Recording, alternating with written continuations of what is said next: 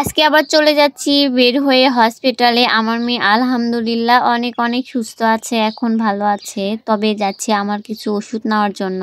আমিও আসার দিনে ডাক্তার দেখাইছিলাম, তো বলছিল 7 দিন পরে যেতে, তো এই জন্যই যাচ্ছি কাহালুতে। আবার আমার মেয়েকে কত সুন্দর লাগছে, মাশাল্লাহ বলতে কেউ ভুলবেন না। এত সুন্দর হাসি খুশি একটা মেয়ে যদি অসুস্থ হয়, কান্না খারাপ লাগে, সবারই খারাপ লাগে, বিশেষ করে ছোট বাচ্চা। কাল সকালে বের হয়ে পড়েছি, অনেক সকালে, প্রায় 9টা বাজে এখন। তাও যদি তাড়াতাড়ি হয়, এই জন্য, যেহেতু হসপিটালে অনেক ভিড় পড়ে।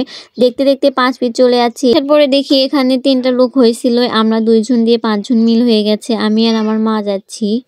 এই সিএনজিটা ফাঁকা আছে, এখানে উঠলাম। আমার মেয়ে, আমি আর ছোট একটি বাচ্চা ছিল, তারও সিট নিয়েছিল, এই জন্য খুব তাড়াতাড়ি হয়েছে।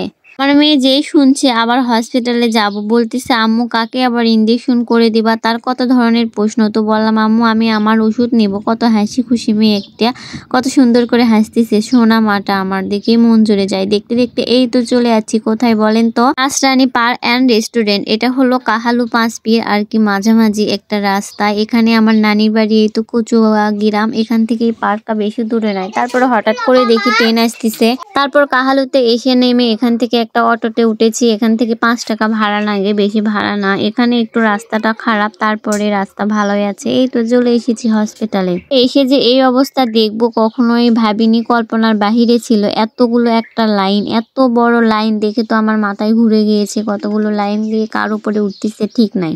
1 ঘন্টা ধরে এই লাইনে দাঁড়িয়ে থাকতে হয়েছে। তারপর ডাক্তার দেখাইছি, একটা ম্যাডামকে দেখাইছিলাম আজকে। তারপর যা হলো 6 পিস ওষুধ দিয়েছে হসপিটাল থেকে, আর বাদ বাকি সব ওষুধ কিনতেই হয়েছে। কেনা টেনা শেষ করে আমরা আবার বাসার উদ্দেশ্যে রওনা দিলাম। এর কাহালুতে সবকিছু পাওয়া যায়, খাবার জিনিস থেকে শুরু করে কেনাকাটার সবকিছুই। এখানে মেয়ের জন্য ফল কিনতে এসে দেখি প্রচুর পরিমাণে ঝড় উঠেছে হঠাৎ করেই। মেয়ে যখন অসুস্থ ছিল হসপিটালে, তখন তার কাকা তাকে টাকা দিয়ে গিয়েছিল, সেই টাকা দিয়ে আজকে তাকে ফলটা কিনে দিলাম। বাবুর জন্য দিয়েছিল বাবুকে, এই জন্য আমি বাবুকেই খাবারগুলো কিনে দিলাম। আর এখন তাও একটু একটু খাচ্ছে, এই জন্য শুরু করতেছি তাকে খাওয়ানো।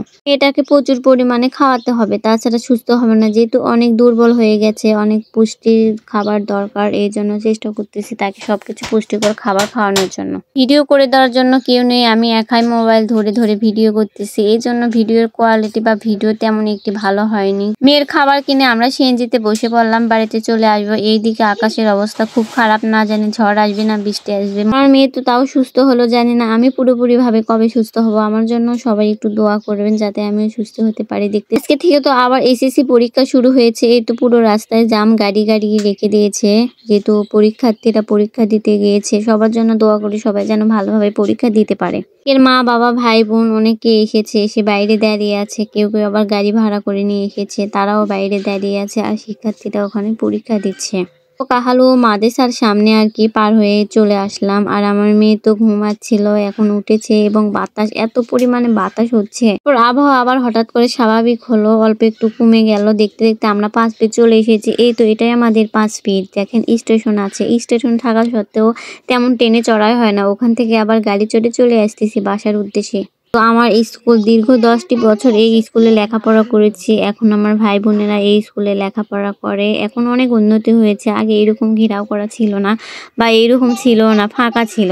তারপরে বাসায় এসে আমার মেয়ে কান্না করতেছে যে আমি এখনই খাবো। তারপর তাকে ফলগুলো ধুয়ে দিচ্ছি যে সে খাক, খাওয়ার পরে গোসল করে দিব। এখানে আতালেও নিয়েছিলাম, মালটা নিয়েছিলাম, আঙ্গুর নিয়েছিলাম। ভিডিও এই পর্যন্তই। সবাই ভালো থাকবেন, সুস্থ থাকবেন। আসসালামু আলাইকুম, আল্লাহ হাফেজ সবাইকে।